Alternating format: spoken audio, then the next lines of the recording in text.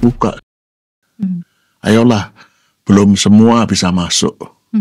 Tetapi coba representan wakil-wakilmu masuk. Lihat tanah yang aku janjikan itu benar ada atau tidak ada. Apakah aku cuman kasih pepesan kosong? Siawi sulit untuk saya menerimanya. Tetapi saya biarkan hal-hal yang kelihatan jelek itu terjadi pada diri saya.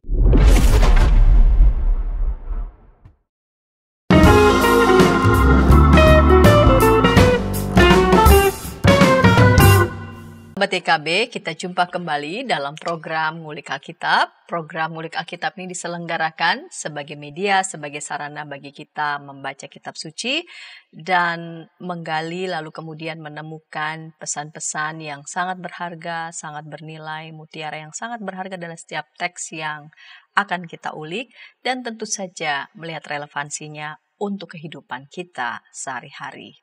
Sahabat, saya sebagai pemandu percakapan, Pendeta Santiani Manurung. Pada episode kali ini kita akan mengulik kitab Bilangan pasal 13 ayat 1 sampai 31 dan dilanjutkan pasal 14 juga ayat 1 sampai 31 di bawah judul Perjalanan Panjang di Gurun Pasir.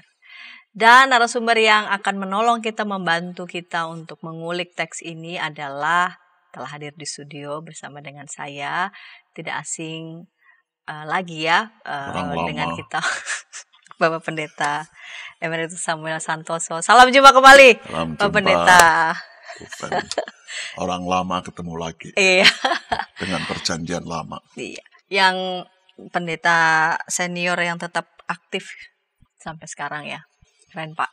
Kita akan mengulik, ditolong oleh Bapak Pendeta Emeritus Samuel Santoso mengulik teks ini. Dan kita akan mulai ya Pak. Kita akan membukanya dalam doa. Silakan Bapak Pendeta dapat memimpin kita dalam doa. Mari saudara sekalian kita berdoa.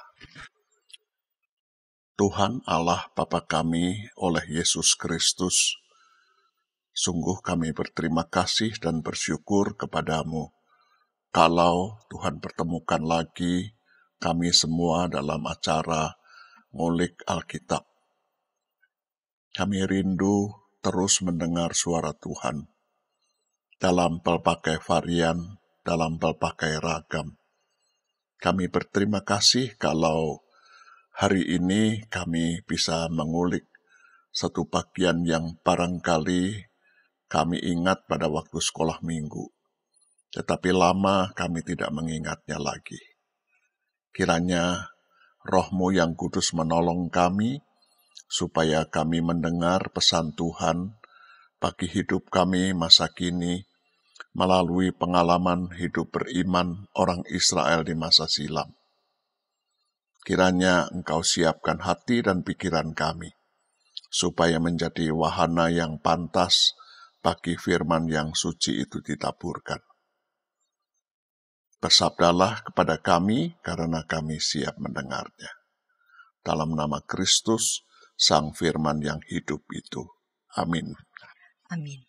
Bilangan pasal 13 ayat 1 sampai 31 dan dilanjutkan pasal 14 ayat 1 sampai 31. Saya akan baca untuk kita semua. Tuhan berfirman kepada Musa, "Suruhlah beberapa orang mengintai tanah Kanaan yang akan kuberikan kepada orang Israel.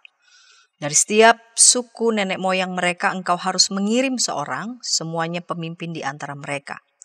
Lalu Musa mengirim mereka dari padang gurun Paran sesuai dengan titah Tuhan.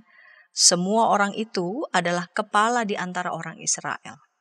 Inilah nama-nama mereka. Dari suku Ruben, Syamua bin Zakur. Dari suku Simeon, Safat bin Hori. Dari suku Yehuda, Kaleb bin Yefune. Dari suku Isakhar, Yigal bin Yusuf. Dari suku Efraim, Hosea bin Nun. Dari suku Benyamin, Palti bin Rafu. Dari suku Zebulon, Gadiel bin Sodi. Dari suku Yusuf, yakni dari suku Manasye, Gadi bin Susi. Dari suku Dan, Amiel bin Gemali. Dari suku Asyer, Setur bin Mikael. Dari suku Naftali, Nahbi bin Wofsi. Dari suku Gad, Guel bin Makhi. Itulah nama orang-orang yang disuruh Musa mengintai negeri itu. Hosea bin Nun diberi nama Yosua oleh Musa. Musa menyuruh mereka mengintai tanah Kanaan. Katanya kepada mereka, pergilah dari sini ke tanah Negeb dan naiklah ke pegunungan. Amat-amatilah bagaimana keadaan negeri itu. Apakah bangsa yang menghuninya kuat atau lemah? Apakah mereka sedikit atau banyak? Juga bagaimana negeri yang dihuninya? Apakah baik atau buruk? Bagaimana kota-kota yang mereka diami? Terbuka atau berkubu? Lalu bagaimana tanah itu? Apakah gemuk atau kurus? Apakah di sana ada pepohonan atau tidak? Tabahkanlah hatimu dan bawalah sedikit dari hasil negeri itu. Waktu itu sedang musim tuaian anggur yang pertama. Mereka pun pergi mengintai negeri itu mulai dari padang gurun Zin sampai ke Rehob, ke Lebo Hamat. Mereka berjalan melalui tanah Negeb dan sampai ke Hebron. Di sana ada Ahiman, Sesai, dan Talmai, keturunan Enak. Hebron didirikan 7 tahun lebih dahulu dari Soan di Mesir. Ketika sampai di lembah Eskol, di sana mereka memotong suatu cabang dengan setandan buah anggur, lalu 2 orang memikulnya dengan sebatang kayu. Mereka juga membawa beberapa buah delima dan buah ara. Tempat itu dinamai orang lembah Eskol, karena tandan buah anggur yang dipotong orang Israel di sana. Sesudah 40 hari mereka pulang dari pengintaian negeri itu. Mereka pergi menemui Musa, Harun, dan segenap umat Israel di Kades, di padang gurun Paran. Mereka membawa kabar kepada keduanya dan kepada segenap umat serta memperlihatkan hasil negeri itu kepada mereka semua. Mereka menceritakan kepadanya, kami sudah masuk ke negeri kemana engkau mengutus kami. Memang negeri itu berlimpah-limpah susu dan madunya. Inilah hasilnya. Hanya saja bangsa yang tinggal di negeri itu kuat-kuat. Kota-kotanya berkubu dan sangat besar. Juga keturunan Enak telah kami lihat di sana. Orang Amalek tinggal di tanah Negeb, orang Het, orang Yebus, dan orang Amori tinggal di pegunungan. Orang Kanaan tinggal di sepanjang tepi laut dan di sepanjang tepi sungai Yordan. Kemudian Kaleb mencoba menenteramkan hati bangsa itu di hadapan Musa, katanya, tidak, kita akan maju dan menduduki negeri itu, sebab kita pasti akan mengalahkannya. Tetapi orang-orang yang pergi ke sana bersama dia berkata, kita tidak dapat maju menyerang bangsa itu, karena mereka lebih kuat daripada kita. Pasal 14. Lalu segenap umat itu mengeluarkan suara nyaring dan bangsa itu menangis pada malam itu. Semua orang Israel bersungut-sungut kepada Musa dan Harun dan segenap umat itu berkata kepada mereka, kalau saja kami mati di tanah Mesir atau di padang gurun ini. Mengapa Tuhan membawa kami ke negeri ini supaya kami tewas oleh pedang dan istri serta anak-anak kami menjadi tawanan? Bukankah lebih baik kami pulang ke Mesir? Mereka berkata satu sama lain, baiklah kita mengangkat seorang pemimpin lalu pulang ke Mesir. Lalu sujudlah Musa dan Harun di depan mata seluruh jemaah Israel yang berkumpul di situ. Tetapi Yosua bin Nun dan Kaleb bin Yefune yang termasuk orang-orang yang telah mengintai negeri itu mengoyak pakaiannya dan berkata kepada segenap umat Israel, negeri yang kami lalui untuk diintai itu luar biasa baiknya. Jika Tuhan berkenan kepada kita, Ia akan membawa kita masuk ke negeri itu dan memberikannya kepada kita. Suatu negeri yang berlimpah-limpah susu dan madunya. Hanya saja, janganlah memberontak kepada Tuhan dan janganlah takut kepada bangsa negeri itu, sebab mereka akan kita telan habis. Yang melindungi mereka sudah meninggalkan mereka, sedangkan Tuhan menyertai kita. Janganlah takut kepada mereka. Lalu segenap umat itu mengatakan akan melontari kedua orang itu dengan batu. Tetapi kemuliaan Tuhan tampak di kemah pertemuan kepada semua orang Israel. Tuhan berfirman kepada Musa, berapa lama lagi bangsa ini menista aku dan berapa lama lagi mereka tidak mau percaya kepadaku, sekalipun sudah ada segala mujizat yang kulakukan di tengah-tengah mereka. Aku akan memukul mereka dengan sampar dan melenyapkan mereka, tetapi engkau akan kubuat menjadi bangsa yang lebih besar dan lebih kuat daripada mereka. Lalu Musa berkata kepada Tuhan, apabila hal itu didengar orang Mesir dari tengah-tengah mereka, engkau telah menuntun bangsa ini dengan kekuatanmu, mereka akan bercerita kepada penduduk negeri ini. Padahal orang-orang ini telah mendengar bahwa engkau Tuhan ada di tengah-tengah bangsa ini, dan bahwa engkau Tuhan menampakkan dirimu kepada mereka dengan berhadapan muka, dan bahwa awanmu berdiri di atas mereka serta engkau berjalan mendahului mereka dalam tiang awan pada waktu siang dan dalam tiang api pada waktu malam. Jika engkau membunuh bangsa ini sampai habis, bangsa-bangsa yang mendengar kabar tentang engkau itu nanti berkata, Tuhan tidak mampu membawa bangsa ini masuk ke negeri yang dijanjikannya dengan sumpah kepada mereka, maka Ia membantai mereka di padang gurun. Sekarang, kiranya kekuatan Tuhan nyata kebesarannya seperti yang Kau firmankan. Tuhan itu panjang sabar dan berlimpah kasih setianya. Ia mengampuni kesalahan dan pelanggaran, tetapi sekali-kali tidak membebaskan orang yang bersalah dari hukuman. Ia membalaskan kesalahan bapa kepada anaknya sampai kepada keturunan ketiga dan keempat. Ampunilah kiranya kesalahan bangsa ini sesuai dengan kebesaran kasih setiamu, seperti Engkau telah mengampuni bangsa ini mulai dari Mesir sampai di sini. Berfirmanlah Tuhan, aku mengampuninya sesuai dengan permintaan-Mu. Berfirmanlah Tuhan, aku mengampuninya sesuai dengan permintaan-Mu. Hanya saja, demi aku yang hidup dan demi kemuliaan Tuhan yang memenuhi seluruh bumi. Semua orang yang telah melihat kemuliaanku dan mujizat-mujizat yang kubuat di Mesir dan di padang gurun, namun telah 10 kali mencobai aku dan tidak mau mendengarkan suaraku, pasti tidak akan melihat negeri yang kujanjikan dengan sumpah kepada nenek moyang mereka. Semua yang menista aku ini tidak akan melihatnya. Tetapi hambaku Kaleb, karena mempunyai hati berbeda dan mengikut aku sepenuhnya, akan kubawa masuk ke negeri yang telah dimasukinya itu, dan keturunannya akan memilikinya. Orang Amalek dan orang Kanaan tinggal di lembah. Sebab itu berbaliklah besok dan berangkatlah ke padang gurun ke arah laut Teberau. Tuhan berfirman lagi kepada Musa dan Harun, berapa lama lagi umat yang jahat ini akan bersungut-sungut kepadaku? Semua sungutan yang dikeluhkan orang Israel kepadaku telah kudengar. Katakanlah kepada mereka, demi aku yang hidup, demikianlah firman Tuhan, sesungguhnya seperti yang kamu katakan di hadapanku, demikianlah akan kulakukan ini kepadamu. Di padang gurun ini mayat-mayatmu akan bergelimpangan, yakni semua orang di antara kamu yang dicatat, semua yang berumur 20 tahun ke atas, karena kamu telah bersungut-sungut kepadaku. Sesungguhnya kamu tidak akan masuk ke negeri yang dengan mengangkat sumpah telah kujanjikan untuk kamu diami, kecuali Kaleb bin Yefune dan Yosua bin Nun. Tentang anak-anakmu yang telah kamu katakan akan menjadi tawanan, mereka lah yang akan kubawa masuk, supaya mereka mengenal negeri yang telah kamu tolak. Baik, Bapak Pendeta, ada 2 pasal, masing-masing pasal ini ada 31 ayat. Bapak Pendeta Sam, di segmen pertama saya mengawal dengan pertanyaan, Bapak Pendeta bisakah memberikan penjelasan ya, penerangan pada kita semua, pada Sobat Ngulik yang setia, konteks secara umum ini, kitab bilangan, supaya dari situ nanti kita akan ditolong untuk melihat 2 pasal yang secara khusus dalam kitab bilangan mau berbicara tentang apa. Ya, ini bagian kitab bilangan ini bagian panjang, sebagian dari bagian panjang sejarah awal Israel, mulai dari kejadian, mulai dari penciptaan sampai Nuh dan terus.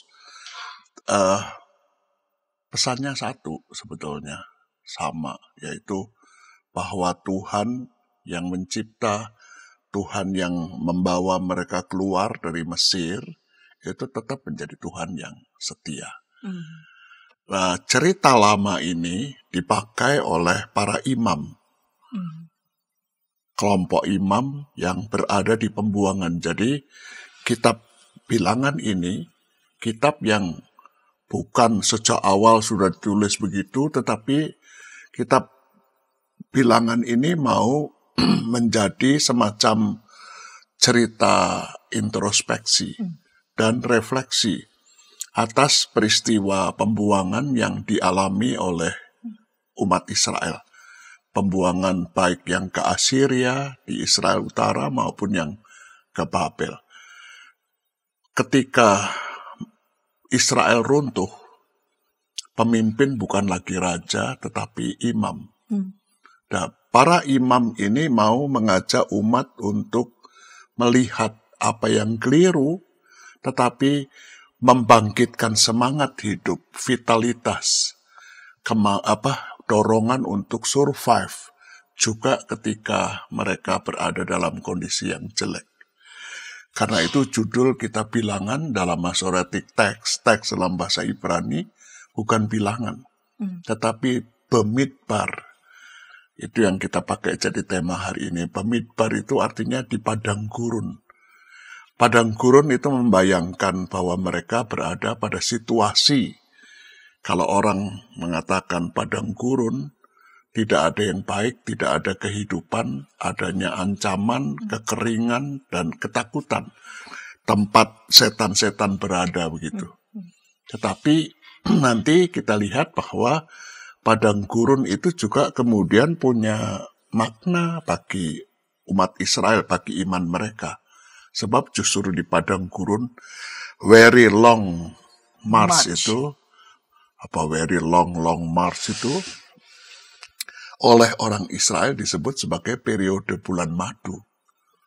Itu menarik ya. Jadi kalau mau berbulan madu buat para pengantin baru, pertimbangkanlah bulan madu yang nyentrik kan, lain dari yang lain di padang gurun. Jangan cuma 2 bulan tapi 40 tahun. Jadi satu generasi. Tapi jadi bagi para imam yang mau menyampaikan pesan Tuhan bagi mereka yang di pembuangan, bagi mereka yang sudah merasa hancur, tidak berdaya lagi karena sudah tidak ada lagi kerajaan Daud, mereka mau memberi stimulasi, semangat lagi, dorongan lagi untuk mereka tetap hidup.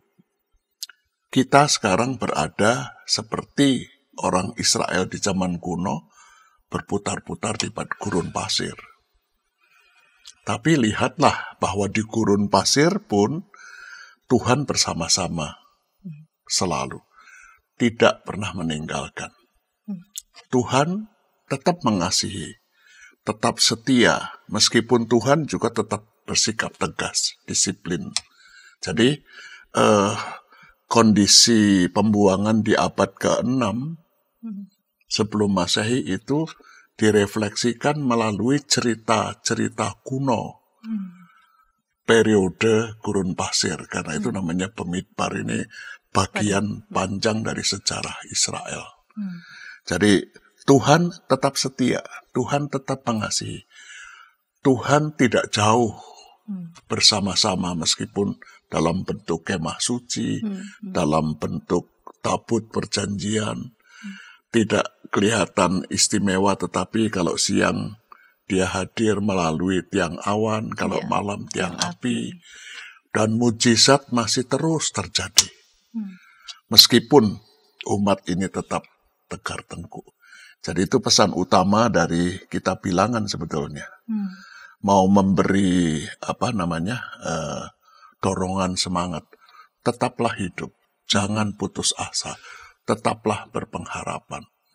Sebab Tuhan sendiri yang melihat dan melakukan semua hal ini. Jangan lagi meragukan providensia Dei. Begitu, Bu Santi. Baik, Pak Pendeta sudah menjelaskan konteks kitab Bilangan. Jadi jangan kita membayangkan bahwa kitab ini ditulis sudah lama atau sejak waktu mereka jalan, mereka sambil nulis gitu ya. Tetapi ini belakangan jauh kitab ini ditulis sebagai buah dari refleksi ya, para imam atas perjalanan para leluhur, jelas ya, nenek moyang mereka. Dan ini memberikan kekuatan, motivasi, dorongan yang besar agar mereka yang ada dalam pembuangan dan merasa luluh lantak karena mereka melihat kerajaan Daud hancur, maka kami habis sudah gitu. Bahwa Tuhan tetap ada, bahkan di tengah-tengah padang gurun yang dipikir tidak ada harapan di situ, Tuhan tetap hadir. Nah, kita akan melihat di segmen yang kedua. Ini ada ke-12 pengintai, ada 12 mereka yang mengintai, ada satu tempat. Nanti kita akan ulas di segmen kedua, kenapa sih harus mengirim para pengintai kalau udah yakin percaya bahwa ada kekuatan Adonai di sana. Kita akan ulas segmen kedua, namun sebelumnya kita dengarkan pesan-pesan berikut ini.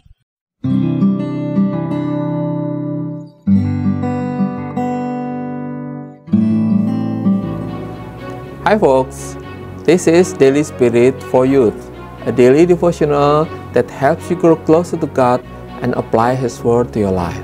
Daily Spirit for Youth dapat Anda saksikan hari Senin sampai Sabtu, pukul 4.30 waktu Indonesia Barat, di channel YKB TV.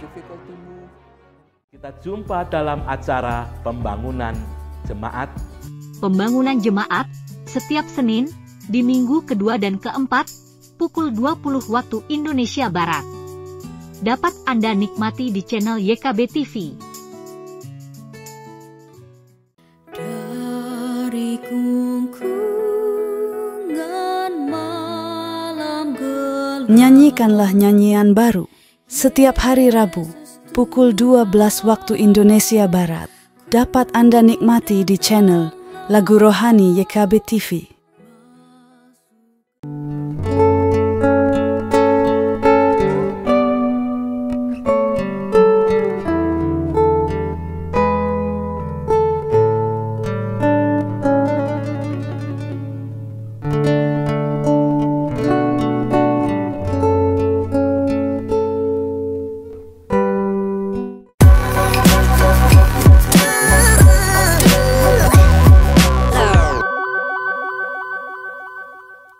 Sahabat YKB, senang masih bersama dengan kami dalam program Ngulik Alkitab. Pada episode kali ini kita mengulik Bilangan pasal 13 ayat 1 sampai 31 dan dilanjutkan pasal 14 ayat 1 sampai 31, diberi tema, diberi judul Perjalanan Panjang di Gurun Pasir. Kita memasuki segmen kedua dan saya mengajak sahabat dapat berinteraksi di kolom komentar yang tersedia.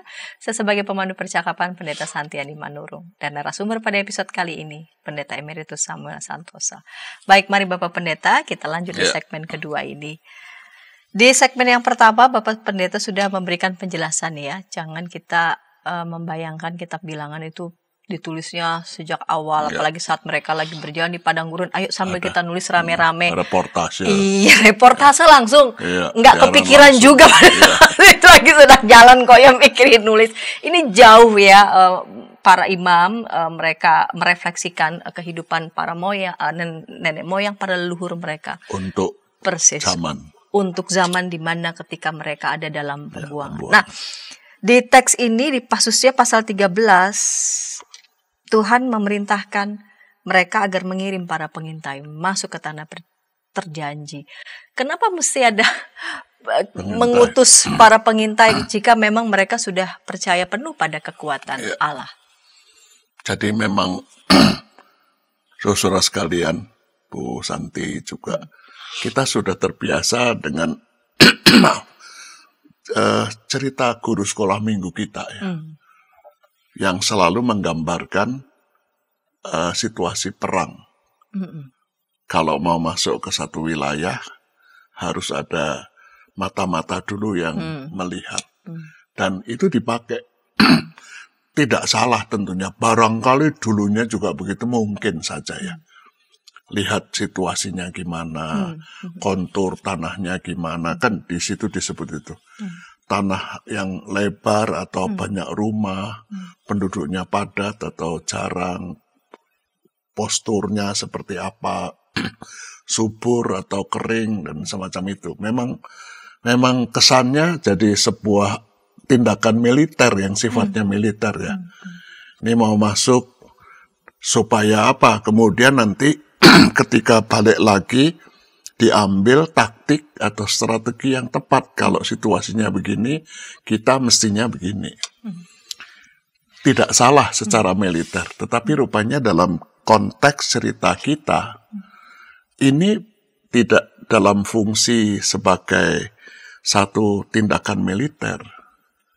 Tetapi sebetulnya pengungsi yang mewakili seluruh Israel, karena 12 suku menggambarkan komunitas umat Allah itu, diutus ke sana. Tadi saya mengatakan seperti kalau kitab Wahyu itu apokaliptik. Apokalipse itu kan artinya membuka, tutup ya. Jadi ada makanan di dalam, enak semua. Kalau kamu setia, lalu dibuka dikit. Lihat itu, ada makanan yang enak. Kalau iman mengatakan ada hidup yang kekal, ada. Tapi lalu ditutup. Karena ada syarat dan ketentuan berlakunya. Kalau kamu setia, maka itu jadi milik kamu. Dan cerita pasal 13 dan 14 itu Tuhan membuka sebetulnya. Ayolah, belum semua bisa masuk.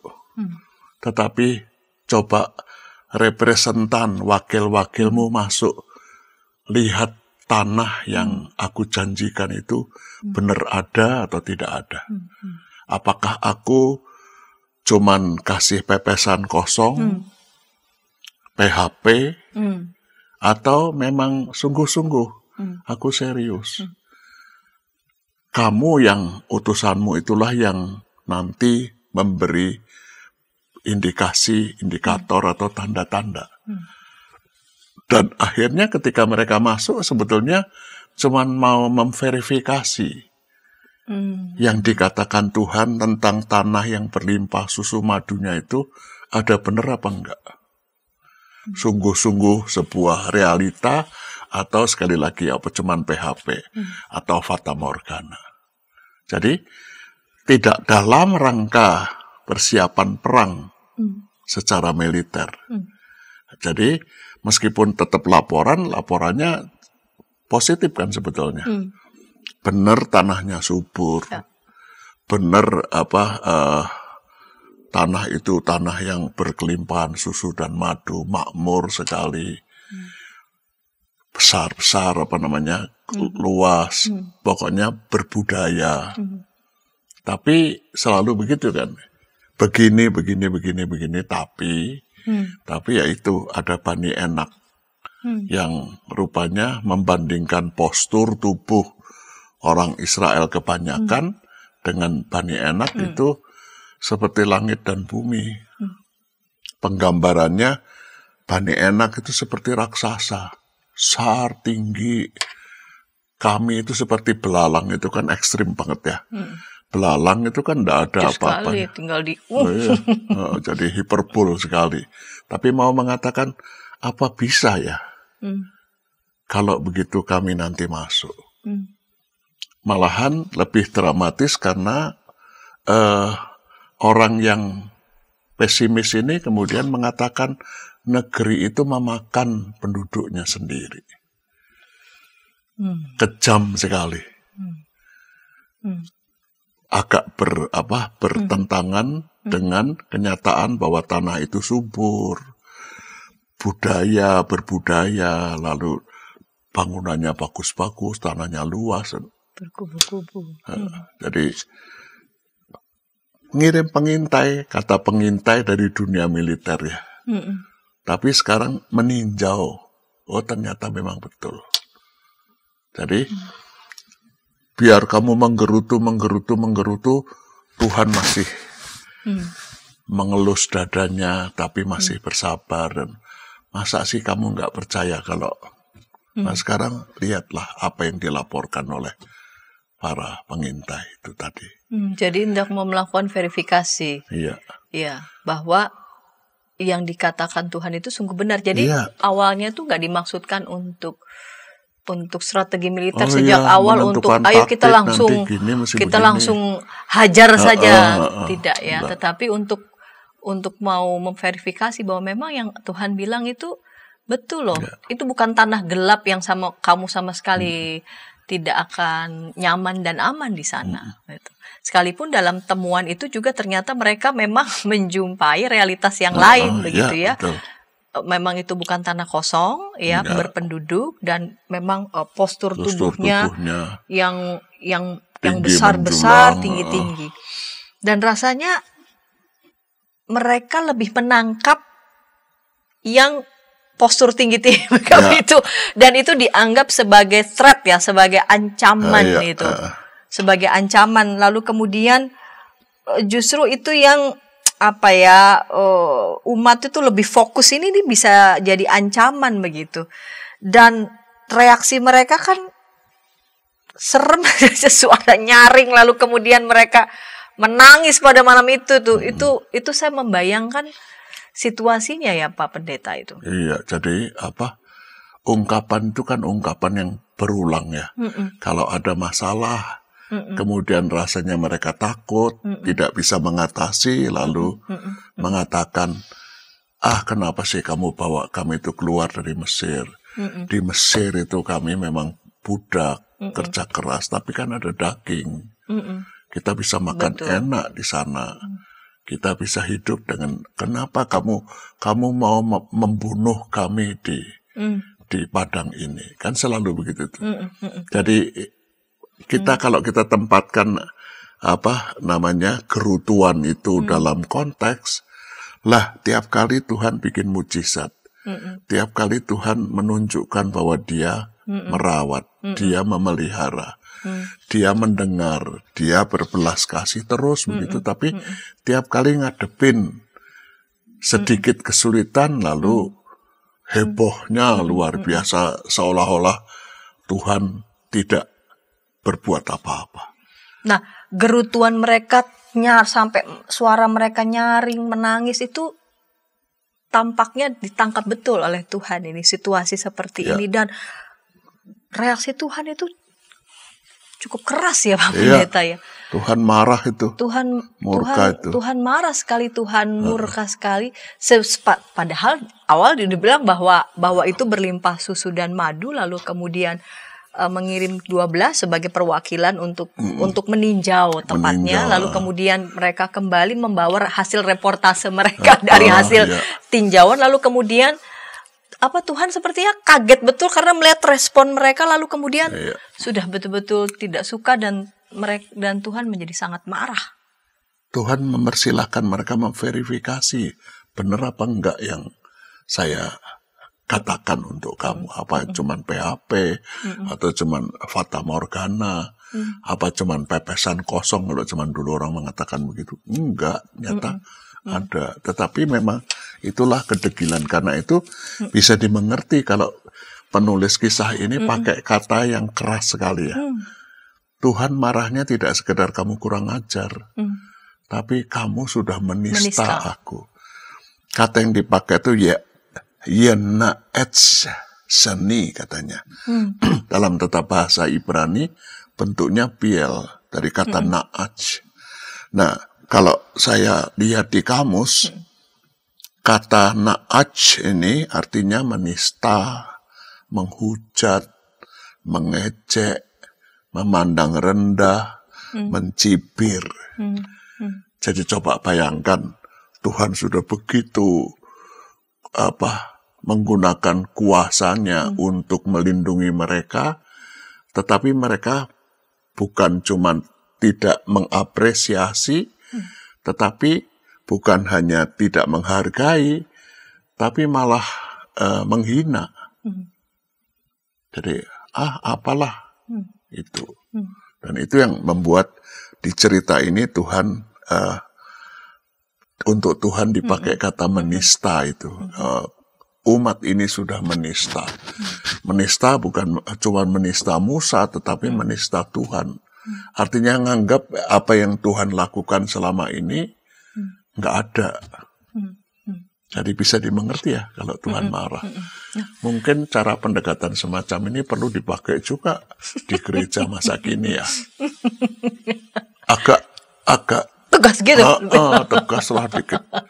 Jangan berbelas kasih, diampuni terus, begitu terus. Ya, apalagi mungkin ada sebagian berpikir di tempat lain tidak bisa nih melampiaskan kesel marah. Ya udah di gereja aja tempat yang tepat melampiaskan. Sebab kalau orang marah-marah di gereja nanti malah pendetanya suruh datang didekati. Memang gereja kan untuk orang berdosa. Begitu.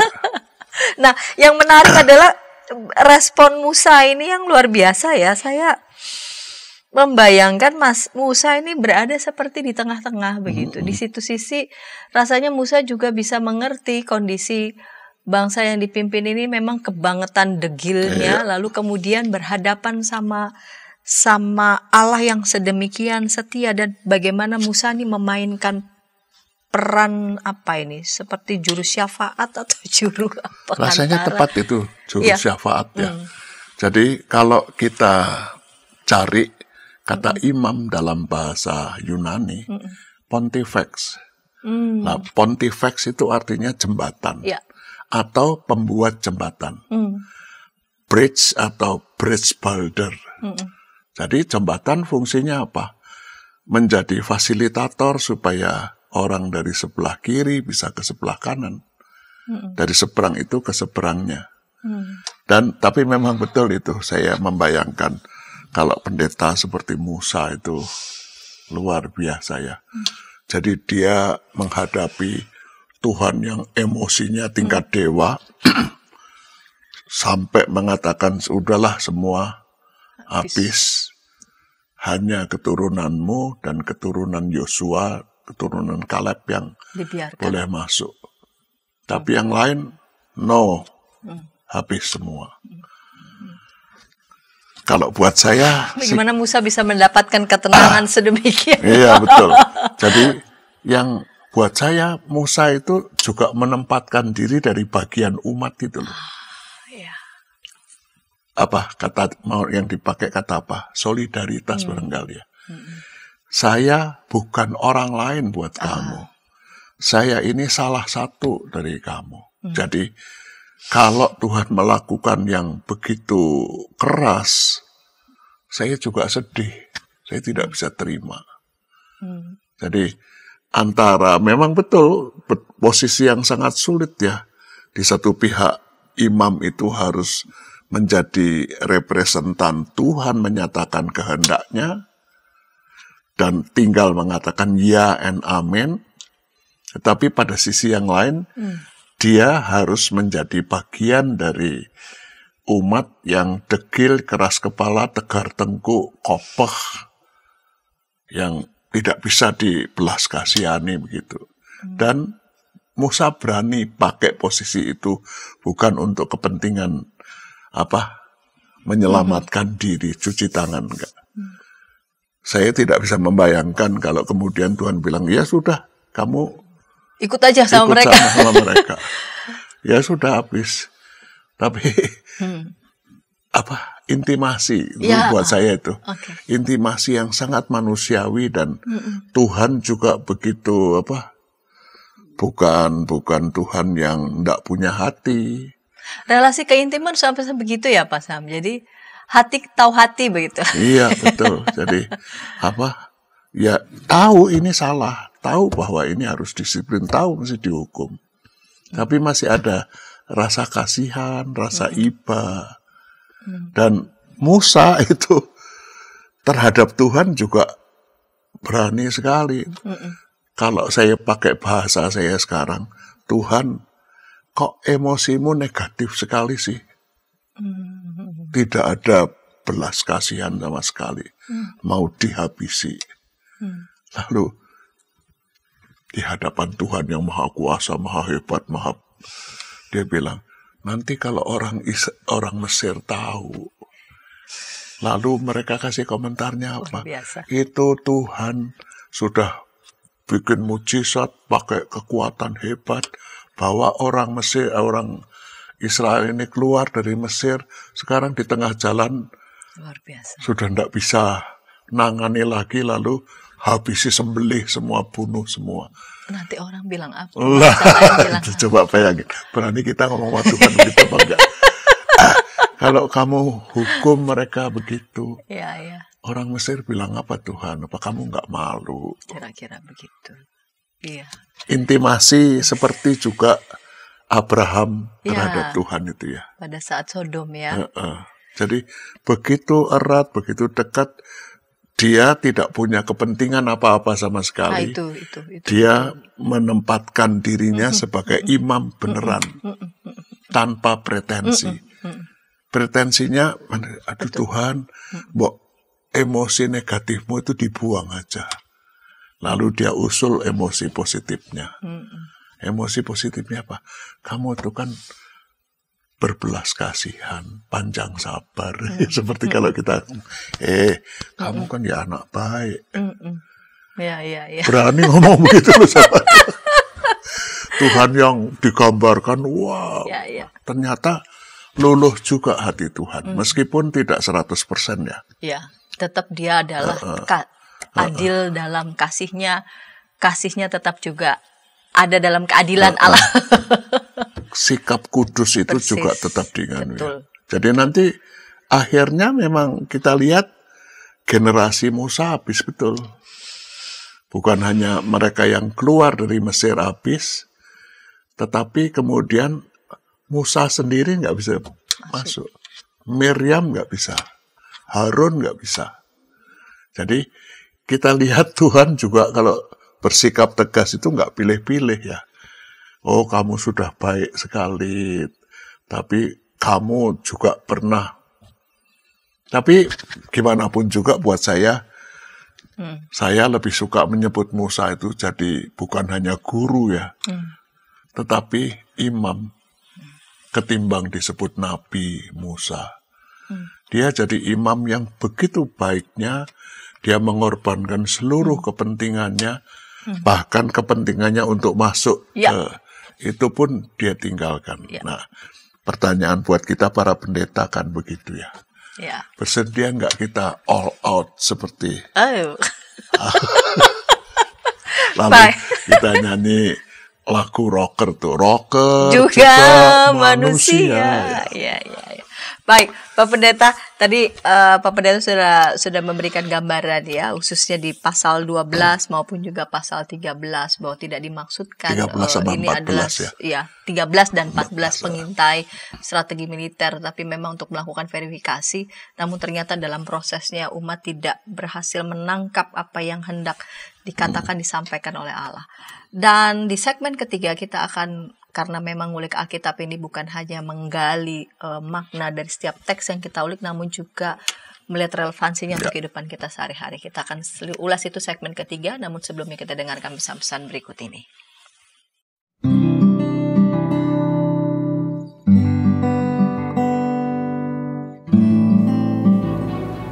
Hi folks, this is Daily Spirit for Youth, a daily devotional that helps you grow closer to God and apply His Word to your life. Daily Spirit for Youth dapat Anda saksikan hari Senin sampai Sabtu pukul 4.30 waktu Indonesia Barat di channel YKB TV. Kita jumpa dalam acara Pembangunan Jemaat. Pembangunan Jemaat setiap Senin di minggu kedua dan keempat pukul 20 waktu Indonesia Barat. Dapat Anda nikmati di channel YKB TV.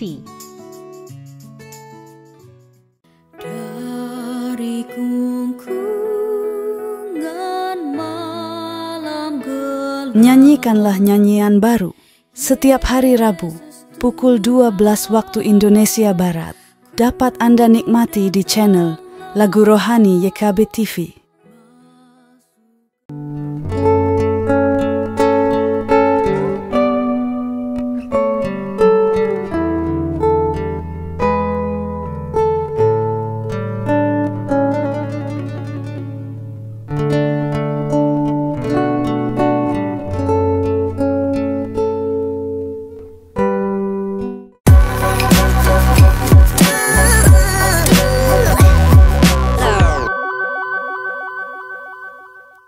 Sahabat senang masih bersama dengan kami dalam program Ngulik Alkitab. Pada episode kali ini kita mengulik bilangan pasal 13 ayat 1-31 dan bilangan pasal 14 ayat 1-31 diberi judul Perjalanan Panjang di Gurun Pasir. Bersama dengan narasumber Bapak Pendeta Emeritus Samuel Santoso. Saya mengajak sahabat dapat berinteraksi di kolom komentar yang sudah tersedia. Baik Bapak Pendeta, kita lanjut segmen ketiga dan ini menjadi segmen penutup di episode kali ini. Di segmen 1 maupun segmen 2 sebetulnya Bapak Pendeta sudah sedikit ya menyampaikan sebetulnya percikan-percikan pesan pada hidup kita sehari-hari. Namun di segmen ketiga ini Bapak Pendeta kiranya dapat menolong kita untuk melihat apa yang menjadi pesan amanat dari melalui kisah ini untuk hidup kita. Para imam ini rupanya mau mengajarkan ya, menstimulir, menghimbau umat untuk bersikap benar gitu loh. Kalau kamu sudah mengalami Providentia Dei, penyelenggaraan Tuhan atas hidup kamu sebegitu rupa, bukan cuman mengeluarkan kamu dari penindasan Mesir, tapi merawat kamu di perjalanan, mencukupkan apa saja yang kamu perlukan setiap hari, sudah berlaku sabar, tetap setia, terus mengasihi Providensia Dei yang sempurna, yang bijaksana.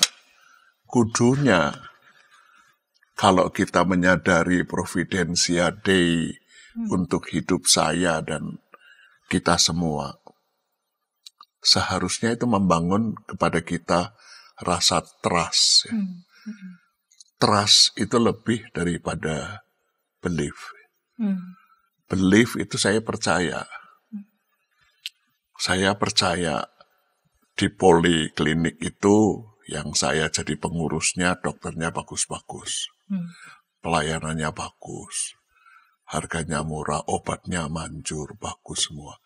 Tapi saya percaya, I believe it. Tetapi apakah kalau saya sakit, saya pergi ke sana? Belum tentu. Nah, itu baru believe. Sebab kalau trust itu, kalau saya sakit, saya pergi ke sana. Saya percaya dan mempercayakan diri saya kepada dokter di sana. Jadi, trust itu terjemahannya barangkali lebih tepat mempercayakan diri. Jadi kalau saya trust kepada Bu Santi, saya mempercayakan diri saya kepada Bu Santi. Nah, di dalam bahasa Ibrani, kata iman itu bunyinya aman. Dan kata aman itu artinya bukan aman seperti bahasa Indonesia memahaminya. Artinya tidak ada masalah, artinya tidak ada gangguan, hidup nyaman. Enggak, sebab kata aman itu artinya menggantungkan diri sepenuhnya kepada. Jadi kalau saya beriman kepada Yahweh, saya menggantungkan hidup saya sepenuhnya kepada Dia. Dan mengatakan bahwa Dia bisa dipercaya. Saya bukan hanya percaya Tuhan itu ada, tetapi saya bersedia mempercayakan diri saya. Dan itu artinya dalam semua situasi dan kondisi.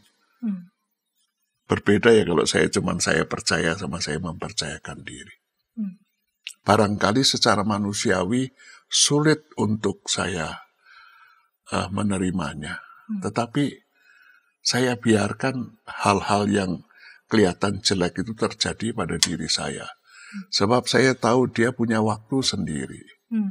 Dia punya kreativitas cara menangani hidup saya sendiri. Providensia Dei-nya masih akan terus berlanjut dengan cara yang barangkali misterius. Saya tidak bisa memprediksinya seperti apa. Apalagi memaksakan pakai cara saya. Jadi itu yang sebetulnya diharapkan Tuhan dari umat. Tanah yang nanti akan diberikan sudah diverifikasi loh. Tanahnya bagus. Kok itu tidak cukup membangun rasa percaya dan mempercayakan. Saya pasti sampai di sana nanti. Jadi bukan cuma pengalaman masa lalu tapi pengalaman masa kini pun. Jadi percaya itu tidak boleh menjadi sebuah kalimat basa-basi ya. Tapi itu sebuah kalau boleh pakai kata yang keren, itu sebuah pengakuan yang eksistensial. Eksistensial itu menentukan hidup matinya saya. Saya beriman kepada Kristus itu menentukan hidup saya bermakna apa enggak. Gimana pun kondisi saya ya. Ya tentu saja kalau saya sehat, duit saya banyak, rekening masih bejibun di bank, hidup masih sukses, mengatakan Tuhan itu baik. Gampang apa susah? Pasti gampang. Gampang atau gampang banget? Gampang banget. Gampang banget. Tapi ketika masalah demi masalah menerpa hidup saya dan saudara, kadang-kadang tidak kelihatan jalan keluarnya. Masih mengatakan Tuhan itu baik. Gampang apa susah? Susah sekali. Tetapi justru di sanalah iman kita kepada Tuhan justru terujinya tidak pada waktu kita enak ya. Tapi justru ketika situasi hidup kita tidak seperti yang kita bayangkan. Jadi perjalanan panjang di gurun pasir hidup kita itu memang mengandalkan percaya penuh pada Allah itu, ini ada sebuah keputusan komitmen yang sangat eksistensial. Ya, betul. Karena itu nggak salah kalau orang Israel suka menyebut itu masa bulan madu justru. Ketika hubungannya dinamis, naik turun, tetapi begitu intim, begitu akrab. Aneh ya, aneh mungkin. Barangkali bisa ditinjau secara psikologis sehat apa enggak sih. Tapi kan dalam pengalaman penggembalaan begitu ya. Ya. Kalau lihat orang ini kanker stadium 4, udahlah, ibu ini cuma mengatakan kalau pas kambuh sakitnya bukan main. Tapi dia bisa menghibur ibu-ibu yang sehat, yang sudah saling berjanji kalau nanti kita mengunjungi ibu ini jangan ada yang nangis ya. Sebab kalau nanti kita nangis, sedih, bebannya tambah berat. Tapi ibu-ibu, 5 orang ibu ini kemudian lapor ke saya, kami gagal Pak. Karena begitu lihat ibu ini tidak sempat menyenggol, tidak sempat cubit, tidak sempat mengingatkan, nangis semua kami. Lalu, ya ibu inilah yang menghibur kami. Jangan takut, saya kuat kok. Karena Tuhan ada di... Aduh, saya bangga sekali punya anggota jemaat begitu. Berteologi betul itu. Tidak tahu banyak tentang ilmu teologi, tetapi dia menghayati iman kepada Kristusnya itu. Tuhan Yesus ada di saya kok. Roh Kudus ada. Dan bisa memberi inspirasi kepada ibu-ibu muda yang masih sehat untuk tough, untuk menjalani hidup. Saya berbahagia punya anggota jemaat seperti itu. Yang menarik lagi peran Musanya ya? Iya, betul. Itu yang kedua memang. Jadi kalau saya lebih suka menyebut bukan Nabi Musa. Kalau saya baca kitab Taurat itu, tapi Imam Musa. Ya. Imam Musa ini yang kok ada orang begitu ya? Iya, ya gitu. Tadi Pak Sam di segmen kedua dia bilang tidak punya pretensi. Ini juga kan buah dari intimasi Musa bersama dengan Tuhan. Dari sejak dia memutuskan untuk meninggalkan Mesir karena ketahuan mukul, udah sempat lari dulu ke Midian. Lalu kemudian Tuhan samperin, balik lagi gitu ya. Artinya itu kan buah dari intimasinya Musa dengan Tuhan, lalu berjalan bersama dengan Tuhan. Dan juga dua-dua jadi ya, Musa berjalan dengan umat, bagian dari umat, namun juga Musa berjalan dengan Tuhan di padang gurun itu. Iya. Jadi pesan buat para pendeta. Ya, kayak aku nggak tahu ya kalau saya disuruh Sam, kamu jadi pendeta cuman jemaatmu di padang gurun 40 tahun. Mau apa enggak? Aduh, itu refleksi pribadi saya. Kalau saya suruh Musa itu, suruh seperti Musa. Musa jadi cerminan hidup buat saya ya. Apa sebagai imam, saya punya sikap iman seperti Musa ini. Kadang-kadang dia keras, kadang-kadang dia kelihatan kaku. Tetapi kita lihat bagaimana intimasi dia dengan Tuhan, bagaimana hati kepada umat. Nah, itu dia. Iya. Yang umat ini sendiri bikin jengkel terus sama dia. Iya, dia merawat intensinya, hatinya kepada umat, dan Tuhan itu hebat. Dia rawat itu bersama-sama begitu. Ini bekal yang sangat berharga. Dia mengasah spiritualitasnya itu memang luar biasa begitu. Dan percaya sungguh bahwa pada tindakan-tindakan Tuhan yang adil, betapapun Allah, dia tahu betul keputusan Allah itu kan gak bisa diganggu gugat. Tapi dia berupaya untuk bisa melihat sisi lain supaya Allah yang dia hayati, Allah yang penuh kasih dan Allah yang adil juga tetap bisa melihat hatinya umat. Dia juga taati kasihan 100%.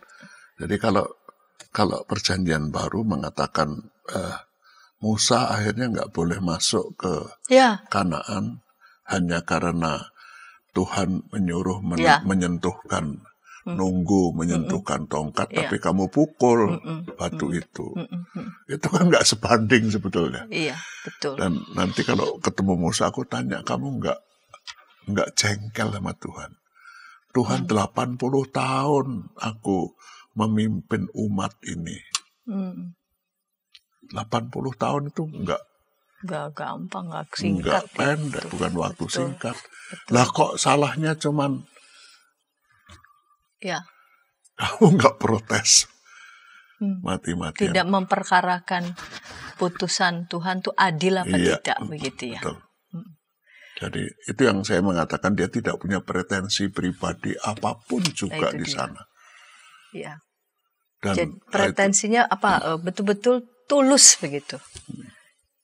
Tulusnya bukan hanya untuk Tuhan, tapi untuk umatnya juga. Kalau pendeta barangkali sudah lihat 10 tahun repot begini minta mutasi ya.